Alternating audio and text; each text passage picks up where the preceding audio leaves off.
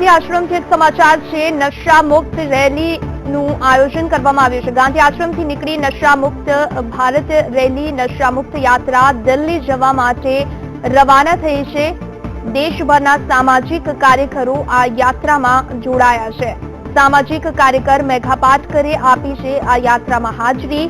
નશા મુક્ત યાત્રા દિલ્હી જવા માટે રવાના થઈ। રાજનૈતિક ઈચ્છા વગર નશાબંધી અશક્ય। મેઘા પાટકરે આવું નિવેદન આપ્યું છે। ગુજરાતમાં ખુલ્લેઆમ દારૂનું હજુ પણ વેચાણ થઈ રહ્યું છે। ગાંધી આશ્રમથી નશા મુક્ત ભારત યાત્રા નીકળી છે, જેમાં તમામ સામાજિક કાર્યકરો જોડાયા છે। મેઘા પાટકરે પણ આ યાત્રામાં હાજરી આપી છે। નશા મુક્ત યાત્રા દિલ્હી જવા માટે રવાના થઈ છે। સામાજિક કાર્યકર મેઘા પાટકર પણ હાજર છે।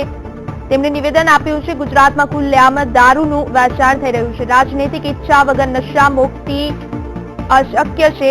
મેઘા પાટકરે આ પ્રકારનું નિવેદન આપ્યું છે। નશા મુક્ત આ યાત્રા દિલ્હી જવા માટે રવાના થઈ છે। ગાંધી આશ્રમથી આ યાત્રા નીકળી છે। દેશભરના સામાજિક કાર્યકરો આ યાત્રામાં જોડાયા છે અને સામાજિક કાર્યકર મેઘા પાટકરે પણ આ યાત્રામાં હાજરી આપી છે।